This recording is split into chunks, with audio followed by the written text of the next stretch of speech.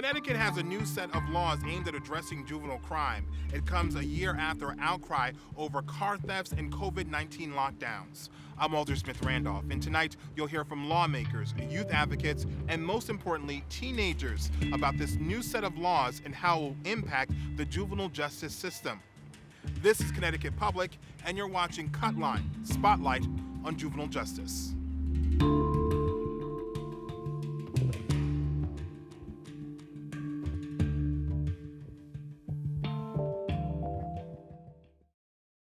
On June 29th, I lost my good friend, Henryk Kudelski.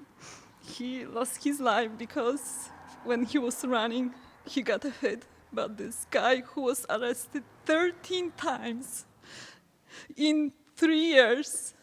And he was a runner. He was running on a sidewalk.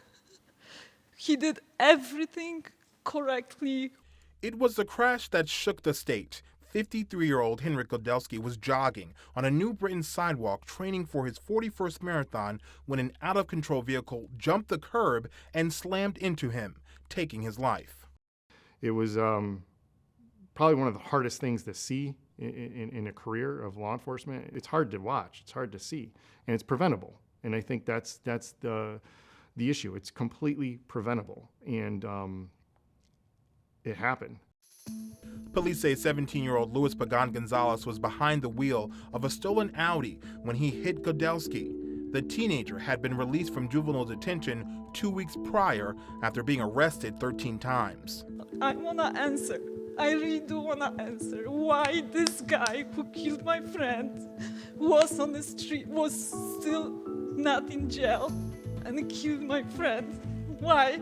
You know, if the juvenile justice system did like it promises it does, is to deter these behaviors, change these behaviors, get these juveniles who are, misbehaving on a right path, this wouldn't have happened.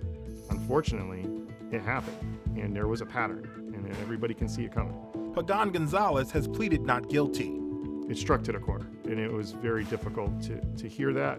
It was difficult to process, and it just really, I guess, to a lot of people, just shine a light of that we have a serious problem with our juvenile crime. The crash happened at the same time Connecticut saw a small rise in motor vehicle thefts, which thrust juvenile crime and violent car thefts into the political spotlight. The current system is failing. You don't have to tell me. I know better than anyone else our justice system is broken when it comes to juveniles. In New Britain's case, somebody is now dead because of it. Something has got to give. Something's got to change. After months of debate, Connecticut's solution was a so-called crime bill that's aimed at addressing the concerns of juvenile crime. The new law allows GPS monitoring of repeat juvenile offenders, provides therapy, mentoring, and other services pre-conviction, and requires arraignment within 5 days. But both Republicans and Democrats aren't completely satisfied with the new law. They say it's reactionary and doesn't address the heart of the matter. Although I'm standing as a proponent of the bill, I don't think there's a victory here today. I think that we have gotten here because of a conversation that people engaged in before they knew the facts on the ground. And I really do believe that if we just chip away little by little at the situation regarding law and order and juvenile justice after crimes occur, that we're never going to really make the strides in making our state safer and more prosperous and better for our young people in particular. When we look at juveniles, you get arrested the first time, guaranteed nothing's going to happen unless it's something that shocks the conscience. And that goes for the second, third, fourth, fifth, 12th. We say second chance, but in the state of Connecticut, it's the 30th chance, the 40th chance. At what point do we break this cycle? And some youth advocates like Christina Quaranta are also not happy with the bill. She says the bill provides a quicker route to incarceration, and that starts with GPS monitoring. More ways to lock up young people, to make it easier to bring someone into detention, to hold them longer, and sort of changing some of the mechanisms that exist to hold someone in an adult prison as well, which we know doesn't improve public safety. Quaranta says youth need more services. That was especially true during the pandemic when schools were closed. For troubled teens, those services are often assigned through the court process, but for months, courts here were behind. An analysis by Connecticut Public found the clearance rate for delinquency cases dropped to a 10-year low. Quaranta says while Connecticut's youth offenders do need more programs and funding, she finds the whole conversation around car thefts and juvenile offenders troubling. I think that's disappointing because and sort of deceptive for the citizens and their constituents of Connecticut, because if you're actually going to do something about youth crime, you should do something that's going to be effective. And researchers also say the outcry over juvenile crime isn't supported by the numbers. Do we have a juvenile crime problem? Not really. I mean, certainly not in historical context. You know, are there juveniles out there committing crimes? Yes. Is there a system in place to try and deal with those juveniles? Yes. Is juvenile crime significantly worse today than it was 10 and 20 years ago? No, in fact, actually, it's better. Ken Barone is Associate Director of the Institute for Municipal and Regional Policy at the University of Connecticut. He says motor vehicle thefts in particular are near historic lows. Motor vehicle thefts really peaked in Connecticut in the 1990s. Through the 1990s, we averaged about 19,000 car thefts every year. In the past decade, we've averaged anywhere between 6,000 and 8,000 car thefts a year, so a far cry from the motor vehicle thefts of the 90s. Barone says the crime garners more attention today because it's largely shifted into the suburbs. The problem was pretty isolated to our major urban cores, right? It was Bridgeport, it was Hartford, it was New Haven, it was Waterbury, it was Stamford. But the problem of auto thefts has shifted into more suburban communities. You would have communities, small, again, suburban communities that might have historically experienced 5, 6, 7 car thefts a year, and now all of a sudden they were experiencing 25 car thefts in a year. Despite this, Police Chief Shute says it's undeniable that some teens are staying on the wrong path, and he says that won't change. Our stance is not that we need to lock up all of the juveniles. We need a holistic approach to these repeat offenders. I think we definitely need the deterrence factor. We definitely need the courts to take a stronger look at some of these cases. We need the laws to be a little bit stricter, but we also need those services to get that offender to change their behaviors. That's the ultimate goal. Change their behaviors, get them on a path of leading a productive life. But we need that holistic approach. It's an election year, which means any hot topic is a campaign topic, and juvenile justice is no different. While incumbent Governor Ned Lamont supports this new set of laws, his Republican challenger Bob Stefanowski says it comes a little too late. Here's Jackie Rabe Thomas one-on-one with Governor Ned Lamont. Thank you, Governor, for sitting down with us today to talk about juvenile crime and youth justice. Is youth crime a problem in Connecticut right now? Yes. Youth crime is a problem and crime is a problem, but pull the lens back a little bit. Connecticut is one of the very safest states in the country. Compared to some of those southern states where everybody's walking around packing heat, our crime rate, especially violent crime, especially shootings, especially murder, is 1/3, 1/4 what it is in some of those areas. That said, coming out of COVID, there's a lot of extreme behavior, and some of that's reflected in youth crime. When you talk about youth crime, a lot of the discussion has been about perception of youth crime and certain legislators and advocates urging for people to look at the data. And I'm curious your thoughts on, do you think youth crime has increased and is it still on the rise, or where are we at compared to where we were, say, 2 or 3 years ago? We're up compared to pre-COVID, trending down over the last 6-9 months. I'd like to think some of that is permanent. Some of that is related to kids getting back to school, getting back to a new normal, being with their friends. I'm not naive. I know that the warm, long summer months are about to start. You may see some increased activity. But I can tell you, James Ravella, the state police, the municipal police, more cops on the beat than we've had in years, have an eye on things. Several legislators, when they were talking about the youth crime bill that was approved, they brought up that youth disengagement youth crime has been a problem in their communities, in the cities for years, but now car thefts have moved to the suburbs, so now it's gained increased attention. Could you just talk a little bit about how the suburban conversation and the politics is surrounding this discussion? Youth crime in our cities has been an issue for decades. And every once in a while, when you have the car thefts that impact the suburbs, that politically charges the situation.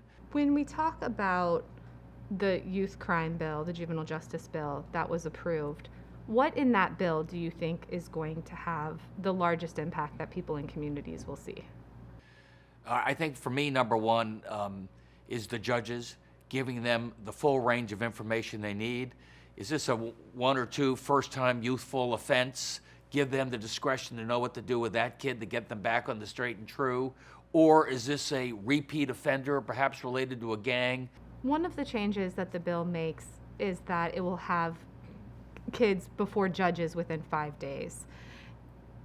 And it also requires or allows for a needs assessment, a service needs assessment for kids to start getting services earlier and not have to wait for their case to be fully processed. Could you just talk a little bit about the intention behind the needs assessment coming sooner rather than later?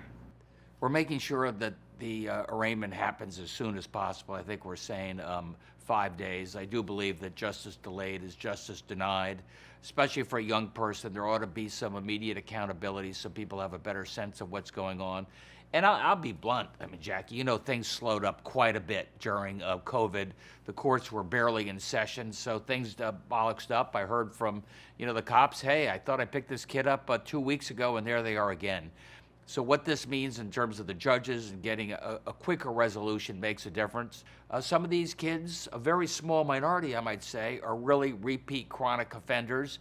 The vast majority are different levels of being a knucklehead, or doing something that was stupid, or doing something that was dangerous, or doing something that was uncharacteristic. And I want to make sure that we find the right way to take care of them with the supports and mentoring and apprenticeship and programs they need to get them back in the game. What role does youth detention and youth incarceration play into this conversation? I think it's the absolute last resort. I think very few kids come out of incarceration better. No kids come out of adult prison any better. So I think you should be very careful about that. But some young people, maybe they're only 15 or 16, can be a real danger to themselves and a danger to the community. So Connecticut has decreased the number of children incarcerated faster than almost every other state in the country. Some advocates are concerned that this bill, the youth crime bill, is a faster route to getting kids back into incarceration and back into detention, things like GPS monitoring. Is the intention behind this bill to route more kids to detention if necessary under these different changes? No, I don't think that's true at all. Look, we have the biggest commitment to mental health this state has seen, maybe forever. We're adding counselors into our schools. We've got apprenticeship programs and mentoring programs. We have a variety of other intermediate facilities for kids. Last thing I want is a 15-year-old being incarcerated. I don't think anything good comes out of that unless they're a danger to the community. One of the big claims that have been made by those who paint a picture of Connecticut is not as safe because of some of the reforms, that we've gone too far here in Connecticut, is that youth are able to understand that there's no real consequences, that police catch them and then they have to release them, that there's no real accountability. What do you say to that? We got a strong bipartisan crime bill passed because we're holding people accountable. Your question is, what's the punishment for that kid? Do they go right to jail? Do they go to adult jail? Or what are the interventions that we can do to help them get back on their feet? But I want people to know we're doing everything we can, first and foremost, to keep you safe, and do what I can for these kids so you don't have a lot of repeat offenders. As far as spending, the appropriation or the budget bill provides about $25 million for juvenile justice programs, things like Project Longevity, other initiatives to help kids not get further involved into trouble. Is that going to be enough, or do you suspect that these reporting requirements about staffing levels of probation officers, as well as programs outcomes, that there's going to be wait lists that are found in the programs and that there's service gaps? Let's see. I don't know. But I do know it's one of the bigger increases we've had in decades, really focused on intervention, really focused on these kids, really focused on justice as well as more cops, really focused on Project Longevity, where folks from the community are policing the community. Now I don't want more police. I want more police that reflect the diversity of the community. I want you to be able to walk down the street, you see a cop that looks maybe like yourself. Are we doing enough? Should we do more? Let's get back to me in a year. Any final thoughts on anything we didn't talk about when it comes to youth justice and youth crime? I think we've gone through a lot. We've gone through COVID hell, and long COVID is not just respiratory. A lot of it is the stress. A lot of it is the mental health. I see it in domestic abuse. I see it in addiction. I see that in crime. I see that in shooting. And we're trying to come up with a holistic approach. It's not a law and order approach, although I got more cops on the street, and I told you what we're doing with the judges. But our biggest emphasis is doing everything I can to save that kid, get him back on track, do what we can to give him hope and give him an alternative. Thanks, Governor. Nice to see you. Thanks, Jackie. Mr. Stefanowski, thank you so much for joining us here on Cut Line. Thanks for having me on. Yeah, so we're talking about juvenile justice. Yes. Last summer, you wrote a bunch of op-eds. I know one that was in the Wall Street Journal, Right. where you basically said, Governor Lamont and the Democrats were not addressing juvenile justice. Do you still feel that way? Well, I think it's been an issue for a while in Connecticut, and that's why I tried to point it out in a couple of the editorials. I do think Governor Lamont avoided the topic for the last couple of years. I think had we addressed it earlier, we could have saved some lives, and we could have saved some kids from getting into some bad things. It seems like in an election year, he's finally focused on it. I applaud him for that. I think we should have addressed it 2 years ago. What do you think exactly is the issue? I think you have to take a holistic approach to this. First of all, you have to look at the kids involved. They're early in their lives. Everybody makes mistakes. I know I've made my share of mistakes growing up. And I think you have to start with the kids, is that it's not good for them to be going down this course. So I think we need earlier intervention. What does early intervention look like to you? Well, having the counseling services available for kids, making them more aware of the consequences of their actions, having some more support to the entire family, because this is a family issue, and making kids aware that there's other options out there rather than going down this path. And I think particularly with COVID, we should be doing more for kids in Connecticut today. Kids lost a couple years of social development, of academic development. They've been at home. They haven't had a place to go. We've got a big budget surplus in Connecticut. I think we should be using some more of that to support kids in our community. If you're elected governor, would you commit to funding more after-school activities, maybe the judicial system as well, the juvenile justice system? Absolutely. Especially, we're fortunate to be in a situation with a budget surplus. Where a better place could we use that funding than for kids? My wife and I have done a lot of stuff with the Boys and Girls Club in Bridgeport. And just to see the kids to have an activity after school, to have access to a computer and internet. I see it in the town of Madison, where I live, where we've got great activities for kids after school. So this is not a city versus a suburb thing. This is about our entire community. What better way to spend that money than to invest it in our kids, invest it in their future, and probably most importantly, when a kid starts to veer off track, right? Whether he takes or she takes that first catalytic converter or steals a car or gets caught doing something, to stop it there, right? To give that kid the support at that point so that they get on the right track. I think you can blame part of it on COVID, but I also think you can blame it on a lack of attention by this governor and his administration to kids across the state. Well, part of it too is when we were doing our research is that we found that some of the juveniles who were committing crimes during COVID, they could not get help, the intervention that you're talking about, until after their case was adjudicated. What would you do differently to change that? Well, I'm not sure we should have shut down the schools as long as we did. I think we could have reopened sooner in a safe way. I think that would have helped.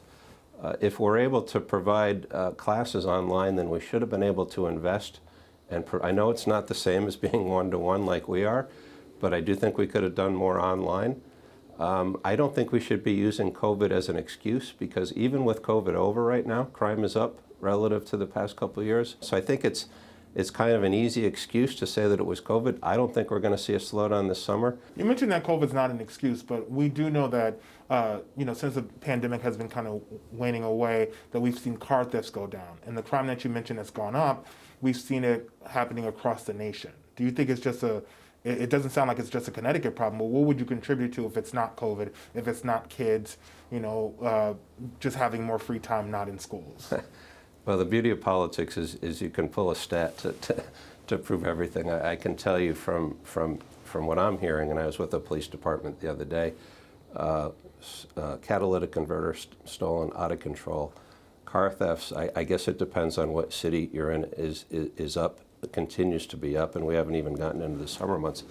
But put that aside, to me the national statistics are relevant, but I'm running the state of Connecticut.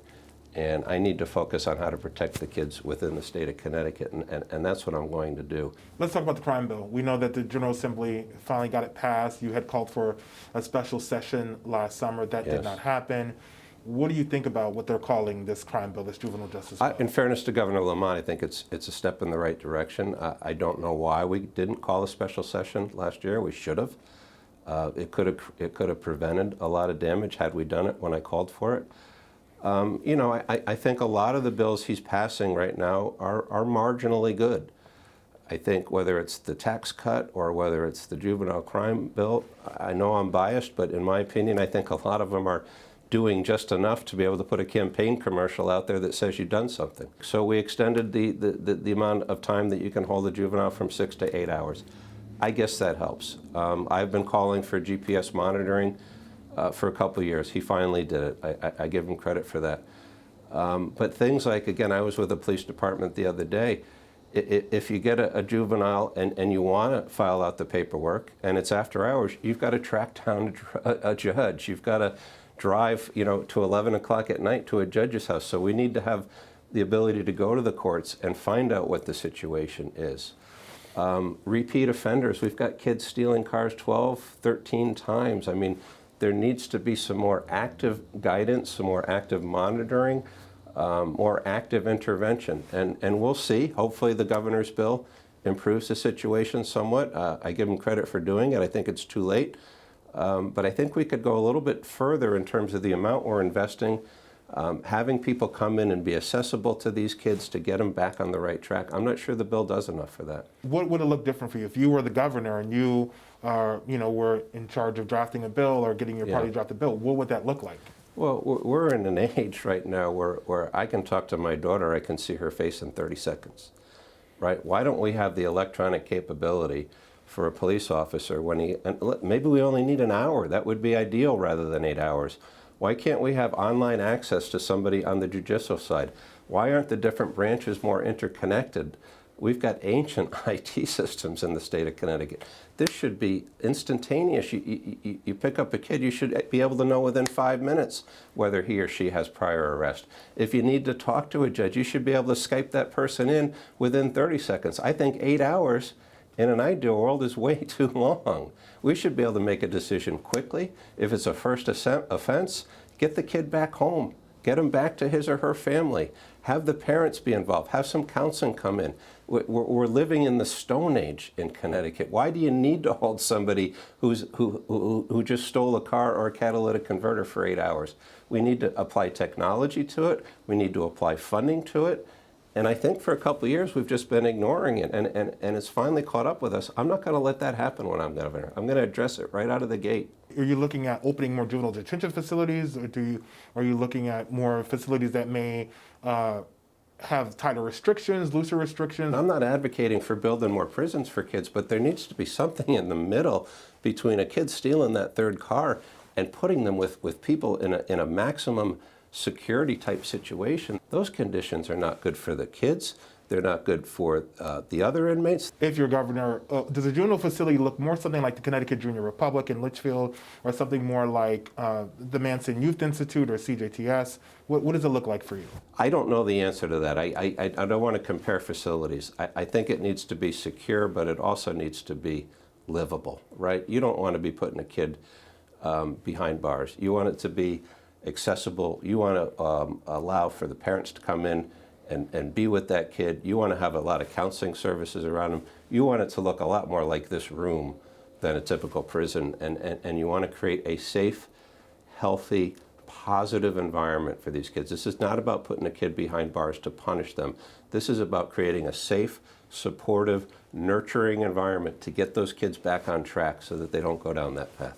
This is a real issue. And you know, I've got 3 daughters. I'm blessed. I see what's happening around the state. I grew up in Connecticut, and it's just not right. And if we were struggling for money right now and you had to cut back programs, that would be one thing. But we've got a surplus. The governor's spending a lot of money on a lot of things right now. We should be investing in our kids to help the kids, to help the people that are impacted. And this is our future in Connecticut. We're fortunate to be able to address it. We need to address it. Mr. Stefanowski, thank you so much for your time. We appreciate it. Thank you very much. While it's up to lawmakers to come up with new laws focusing on juvenile crime, it's up to the judicial branch to handle these court cases. So what are they seeing inside of the system? And do they think these new laws will work? Once again, here's Jackie Rabe Thomas. Hi, Tasha. Thanks for being here with us today. I appreciate it. I'd like to start a little bit talking about how we've gotten to this point. Could you talk a little bit about youth crime and what the judicial branch in court support services is seeing as far as youth crime?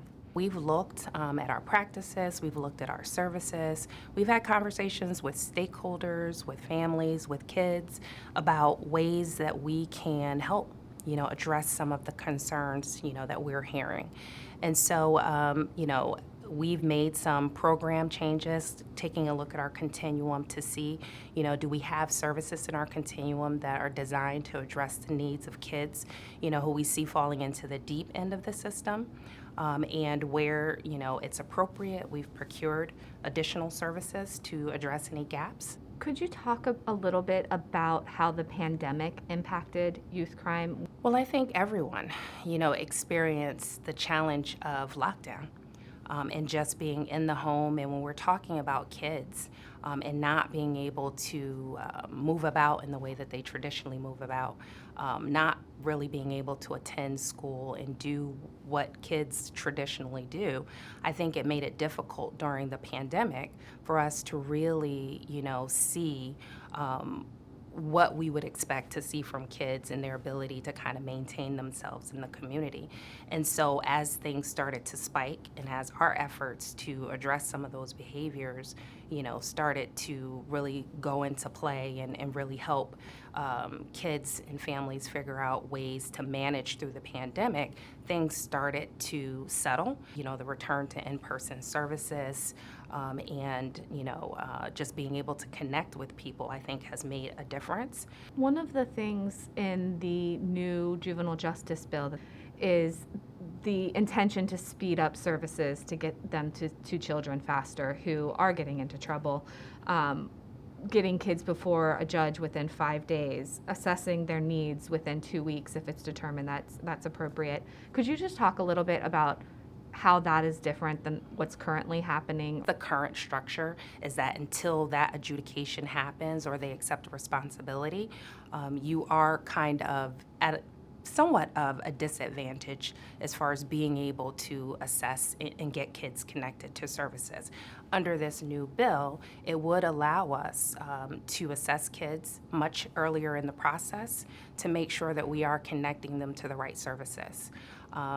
I think, having someone come into a system and not get those services immediately does create, opportunities for the behaviors to escalate and for kids to continue to pick up new charges and get to a point where efforts to rehabilitate become even more challenging. So we're encouraged by this change because we think it will allow juvenile probation officers to get in much earlier, connect with kids, and start to build that rapport, that trust, and connect with families and engage them so that we can better understand the services and the ways that we can help them address the behaviors that brought their child into the court. One of the other things that the crime bill it's been called the so-called youth crime bill, is to provide the judicial branch the ability to do electronic monitoring. Could you just talk a little bit about what that looks like? I do think that that's something that will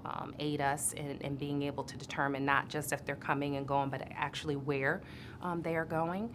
And so that would be a new process for us in juvenile probation. The truth of the matter is that the research is, somewhat mixed with respect to the way in which to use GPS with kids. One of the other changes allows you to expand the term of probation for up to 60 months, 5 years. How is that a shift for serious firearm offenses and some other serious offenses? How is that a shift from current practice? It's different because right now, if a child is placed on a period of probation, they can be placed on that period of supervision for 18 months with the possibility of a 12-month extension.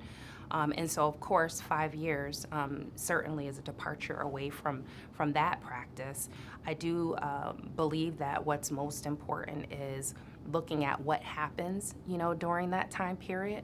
It does allow for, more intervention, more planning, and ensuring, stability during the course of the supervision. It's, I think, an opportunity for us to really engage kids who are charged with those most serious offenses and ensure that they have the supports as well as the interventions that are needed. Connecticut has reduced the number of children incarcerated faster than almost every other state in the country. I'm curious if you think that's a success story, or do you think Connecticut's less safe because of that? I think it is a success story. And so I do believe that the reforms in our state, they've led to us becoming a national model, in that, the work to divert kids away from the system, from the juvenile justice system, who are better served in other systems that may not have anything at all to do with their, conduct, but really addressing the root cause of what may have brought them into the system. I'm curious if your thoughts on the crime bill, if it could potentially lead to more youth being incarcerated. Things like increased GPS monitoring, potentially serving as opponents to the bill have said it makes it easier to find violations if you're constantly tracking and monitoring someone, as well as judges now needing to write down why they will deny a detention order. And I guess I'm curious if you feel like the crime bill could potentially serve as bringing more kids into that system of detention. Well, I think anything is possible, right? But it does come down oftentimes to implementation. We are looking at, the pieces that impact us and trying to come up with ways to implement these changes that are consistent with best practices in juvenile justice, best practices in family engagement, to ensure that we aren't doing more harm than good. And so that's our commitment. Do you feel like there are enough programs for youth in the system and job training and drug treatment, or is there a shortage of availability there? Unfortunately, like many, jurisdictions, what you'll find is that there may be pockets, throughout the state where, maybe the same level of service or, intervention may not be readily available for a child. That's something that we will assess to ensure that we aren't missing, an opportunity to provide a service that's unique for that child. And then my final question is, with all the changes that the legislature has made to the juvenile justice system this past session. What's the big takeaway? What should the public take away from this? I think a takeaway is that, that's a comprehensive bill that required a great deal of, collaboration amongst, stakeholders. It's a bipartisan bill. And so I think the takeaway is that we are all working towards the same goal, which is that we want kids, to be better off. Thank you so much for your time. I appreciate it. Once a juvenile case works its way through the court system, a juvenile offender may be sent to a facility located in the state. In Litchfield County, there's a minimum security facility called the Connecticut Junior Republic. So what are they seeing inside the system? Jackie Rape Thomas sits down with the director. Thanks, Dan, for having us at Connecticut Junior Republic. We really appreciate it. Could you talk a little bit about how children end up here? Sure. So we run 3 different residential programs on this campus right now. And at this point, they're sending us kids through the juvenile court system. So all the kids that are here have been identified as committing some type of offense within their communities, have been processed and reviewed and evaluated by the courts, and determined that this level of care, which is a residential treatment level of care, would be appropriate to meet their needs. And so walk me through what some of those needs look like. What needs are they not having met in their community? Right now, we're seeing a lot of kids with educational deficiencies. They've typically had 2 years of COVID-level educational services, so they're behind academically. We're seeing kids with a variety of different family dynamic issues. We're seeing kids with some mental health and behavioral health needs. We're seeing kids that really have struggled due to issues in their own communities with poverty, racism, systemic biases that impact their ability to, maybe meet the regular grade and demands of other kids in their communities. So we're seeing a variety of different reasons why they're here. There's been a lot of attention in the state by some who are concerned that crime is out of control, specifically juvenile crime is out of control, and that youth don't feel like there's real consequences for your action. You work with youth every day. Do you feel that's sort of the tone and the feeling among the youth you serve here? So it depends on what type of offenses they are committing. So right now, we see a lot of kids that have some auto theft issues. And I think there's been some delays in the processing of some of those cases. So kids typically can steal more than one car, 2 to 3 to 4 or 5 different instances before maybe they get to us. We would always advocate for services at point of contact. So after the first offense or the first problem, if we can get services in place quicker, it's always much better and you get better outcomes. But I do think that the pandemic and the system that has been trying to catch up, has caused some of that. When it comes to just how many kids are taken out of their families and out of their communities and put in things like detention or residential care, Connecticut has seen one of the fastest declines in the nation as far as kids who are incarcerated specifically. What's your reaction to has that made Connecticut safer or less safe, do you believe? Well, I think Connecticut has done a good job of trying to put in prevention level programs that are in their homes and also within their communities. So that has also led to some of the decrease in the need for residential, congregate care and kind of locked facilities. But I think that we have the capacity to even do a better job on that. I think we really decimated some of our prevention levels of care, early intervention levels of care. When you walk around this campus, you see and walk into the living quarters like where we're sitting now, you don't see locks on the doors locking kids in. Right. Could you just talk a little bit about your thought process of not having secure facilities? I know that you've expressed to the judicial branch and others that that's not really something Connecticut Junior Republic is interested in. So I think once you start to put locks on programs, hardware secure programming, you take away from some of the treatment components that you're able to provide. And also I think that a lot of kids, especially the kids we work with, once you start to lock them in, their focus is on how can I get out rather than what do I need to do to work on what got me here. Our mission is to provide care and treatment and education, I think that takes away from some of that. What's the goal of removing the child from their community to here? What's the purpose of that? Why couldn't it be done in sort of an outpatient type of treatment? Well, typically for the kids we get here, it's already been tried in an outpatient level, and those haven't been successful. So the kids that we're seeing here require, really intensive levels of care, right? And so they need to sometimes be taken out of that environment so that they can kind of relax. They can look at things a little differently. They can focus on their own needs and not the needs maybe of their family or their peers. They can get away from some of the stressors that they're dealing with and that they have to deal with every day, and look at things, in terms of internal, what do I need for me to be better? And sometimes it takes a little while.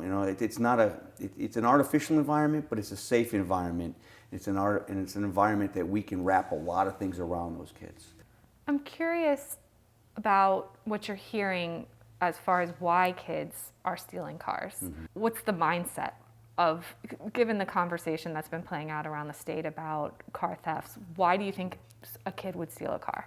So, just from my discussions with the young men we have here and the staff that work with them every day, it's an issue of, almost hopelessness for some of these kids, right? So they're coming to us not thinking they're going to make it past 25 years old. They've seen losses. Either their friends and families have been involved in violent episodes, they've been incarcerated, there's been some kind of trauma-based situation that's really negative. So they don't have long-term goals. So when you don't have long-term goals, what you try to do is live for the moment, live for the day. If today's going to be successful by me just having fun and stealing a car and joyriding all day, or getting a car and getting high all day, I'm going to do that because I have to live for the moment, because I don't have a lot of goals and expectations that tomorrow is going to be here or be better. So it's almost a system where we're not setting them up for long-term success because they're looking at immediate gratification. There's some monetary benefits to that, but more of it is, I think, I just want to have fun and do what I want to do today. As far as availability of services, this facility right here is going to be opening up soon. Yes. To add more beds for children who need that level of care. Is there a gap in the amount of residential, least restrictive environments for children in the state? Well, the state of Connecticut has gotten rid of more beds for adolescent programs than any state that I know of in the country. The Department of Children and Families has promoted that they really downsize their congregate care settings.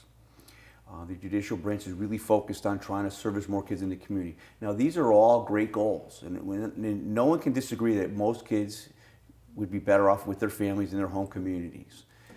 But the kids that we see really need to take a break from that community and get themselves in a better place before they can go back. So I think there's a gap, in terms of the availability, the need. There's also a gap in transitional housing for a lot of our kids. And I think that we have kids that are here that probably need a transitional living environment to really be successful rather than go back home to their community. I tell folks, I said, sometimes the kids come here and they make drastic changes. They're in a much better place. But when they go back, their neighborhood might not have changed, their peer group might not have changed, and the things they did in that neighborhood, the people there still remember. So they're still really at risk themselves when they go back. And I think some of them realize that and would be able to, if I can go to a transitional living environment and graduate high school and become 18, 19 and a young adult, where I had more control over my own life and my own situation, I might not have to do that. And that's a gap in the system. And those types of programs are missing with the juvenile justice population. Well, thank you for taking the time. I really welcome. appreciate it. Thank you so much. Tonight, you've heard from lawmakers, law enforcement, and youth advocates about juvenile justice. They're often the loudest voices when it comes to talking about this topic. But what do teenagers need, and what do their peers need to stay out of trouble? We sat down with a group of youth from Hartford to get their take. How did it feel, like putting in that work and not being able to even have a voice at that table? I wasn't truly heard. They're tough conversations to have, but for these Hartford teenagers, it's everyday life. That's why they meet twice a month to talk and strategize about how to get youth voices heard. As debate rages about youth crime, the Center for Children's Advocacy and their Youth Speaks Up group has made elevating youth voices their mission. After all, the group's motto is, "Nothing about us without us." I think they count us out. Experience definitely makes a difference. Which is crazy because, I mean, y'all are the most impacted by these decisions. We're here at the Smila Cafe here in Hartford. Thanks for everyone for getting together to have a conversation about youth crime as well as solutions. So I want to start with you, Jacqueline. Okay. Can you talk a little bit about whether or not you feel like the youth voice is being heard in the conversation around youth crime? I can say that we're trying to make headway into getting our voices heard. You know, you have a seat at the table, but you're kind of just there to be seen and not heard. We went through doing written testimonies. We sat at meetings. We did a lot to try to be heard, but it's more of adult speaking and not really us. Like, we sit back and watch them talk, and we don't really get our point across because we're young and it's just adults really talking in the meetings. But we tried, and we keep trying, and we're not gonna give up. So with the conversation that's happening across the state about youth crime, what do you think needs to be said? Kids are not, there's nothing for them to do. Like, during COVID, they kind of just got thrown to kind of for the wolves a little bit, and you know, there was no maintenance, there was no structure for them, so they kind of just had to survive. When you hear the conversation that's taking place about youth crime in the state, what do you think? How do you digest the conversation that's happening and what you're seeing when working with youth in the community? Youth are being seen and not heard. I think, how can you dare make decisions around what works best for the community without the actual input of those most impacted, which are our youth? And I think we're talking about youth crime in the sense of how do we react to youth crime, rather than how do we prevent youth from being in these situations, what resources are needed, what can we do to be the net that catches these youth when they're falling, given the fact that these disparities are directly connected to systemic racism. Leanne, could you talk a little bit about what you're seeing in the schools? Programming they're missing. So we know that school discipline is a direct feeder into the juvenile justice system. So when students are suspended or expelled and they have that additional time where they don't have schoolwork to do or a place to go, their parents are usually working, the whole saying, idle minds, that's usually when they end up getting involved in criminal activity or things that lead them down the path of juvenile justice. And then we also know that a lot of students who do end up with a lot of school disciplinary issues have special education needs that haven't been addressed, or are reading at they might be in high school and they're reading at like a 4th grade level. So those students will act up so that they can get kicked out of the classroom so that they don't have to read. So there's different things there that haven't been addressed that end up leading into the juvenile justice system. And we look at the school data as well as the juvenile justice data, and just try and figure out what's working and what's not working and where we can make changes. Jacqueline and Luna, I'm curious how the justice system has impacted your families and your community. A lot of us are losing our friends. So like, it's not even just like, the car thefts and stuff like that. There are other things that are playing a part into us losing like kids our age. I mean, nobody should see their friend at 21 have a grave closed on them just because, they were trying to do everything they could to survive and get out, and it led them either in a prison or in a graveyard, and I feel like that's not okay. I think that that's our mentality as Black and brown people, because that's what we've been shown, and I think that that's really an issue. It's hard because, especially like being young and having friends that are in jail, it's not the same with them being here with us. You have to do phone calls. It's not the same. At that, you only get a certain amount of phone calls, 15 minutes. At that, like, it's not the same, like, from them being home and trying to, like, survive in this world, and it's not easy. What do you think could help your communities reduce crime in your communities? We need more after-school programs. We need more open events. We need more of everything, like more good stuff. I think and easy to like join in, like, because we have to go through a lot to even join a program. Like. None of us feel powerful enough to want to go out and do anything on our own. I mean, granted, all of us are learning or have been taught how to survive. So a lot of us are not getting the feeling of actually living and being a kid. When it comes to the recent crime bill, as it's been called, that the legislature passed, one of the solutions that the legislature came up with was to increase GPS monitoring. I know some of the work that you all done is surrounding police surveillance. Do you think that GPS is going to help with reduced crime in the state? Absolutely not. I don't understand how surveilling and increasing policing on youth, especially Black and brown youth, is going to help the problem. I feel like it's another way to react rather than to prevent. And I think if police were focused more on building healthy relationships with community, rather than seeing themselves as this external force that needs to watch the community, I think things could be a lot different.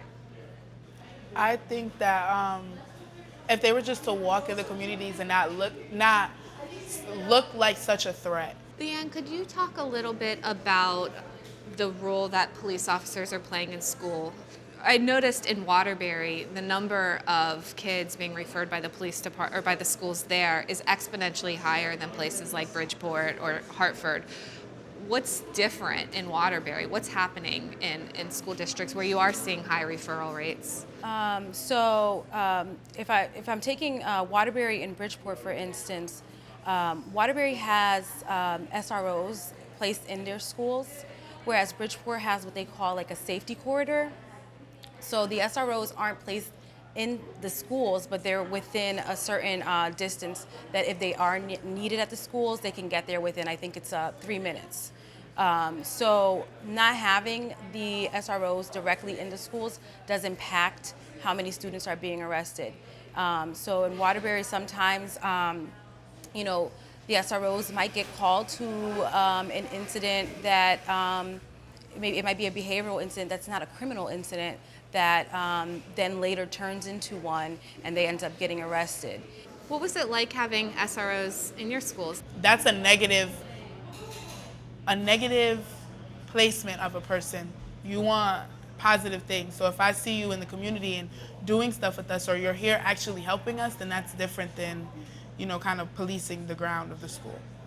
Some people at my school actually feel like some can't defend for themselves because they're there actually. Because some are like 18 and be like, oh, I can't do this because then I'm gonna get arrested. Like I can't even budge even trying to put up a fight with anyone and trying to act out because then I'm gonna get arrested and I can't do it. I'm 18. Like some are actually scared of being arrested, and I feel like that's like you shouldn't feel that way in school. You're still in high school. One of the things that at the state capitol that keeps being brought up of why some feel youth crime is out of control is that they feel like there's no consequences. What's your reaction to that, Latoya? I think that we have to change how we're using language. I often ask, one of my roles in CCA is I'm the restorative justice coordinator, and I get to go into different juvenile facilities and DCF facilities and work with staff around being restorative with youth. And one of my initial questions with folks who work with young people is, why is it important for you to see them punished? Why is it important for you to see them have a consequence rather than them learning and understanding accountability? Taking a restorative approach allows the youth to take accountability for their actions, but also have a sense of redemption. That I made a mistake, but I can come back from that, which is what we all as human beings want anyway. And I think it also gives them more stake in their community, because when they're in their communities, they're now thinking long term about the impact of how they're being, how they're moving. Jacqueline and Luna, I'm curious if you think the current system is helping people in your communities find restoration. And I don't know about Luna, but I think that it just creates it's such a terrible, nobody wants to feel like they can't come back from something. Everybody makes, I'm not even gonna say mistakes, more like as a child they're mistakes, but more so bad decisions. As an adult you learn that there are bad decisions and there are maybe not consequences. Something is gonna happen, good or bad, after whatever you do. And as a kid you don't know, you're thinking short term, I want this now. And giving them the tool to be like, hey, but if you get this now, what are you gonna get later? Do you feel like the programming is available to help people get on the right path in your community? I wish we had more people to tell us that, like, you can't do this, but like an actual, like, official group that you have to take to, like, learn from your mistakes. Because it's always good to learn from your mistakes because we're still young. And being, like, punished for, like, what we did, knowing that we're still young, and some of us feel like we can't come back from what we did, and we were only young, like, but then they just give up on themselves and then they keep doing it, and now what? You're gonna be deeper into it, and you could have just learned when you did it the first time. Well, thank you, everyone, for talking with us today. I appreciate it. While some worry the recent changes to the juvenile justice system will lead to more youth being needlessly intertwined into the juvenile justice system, others say something needed to change. While these laws are just going into effect, the impact it will have on the children of our state remains to be seen.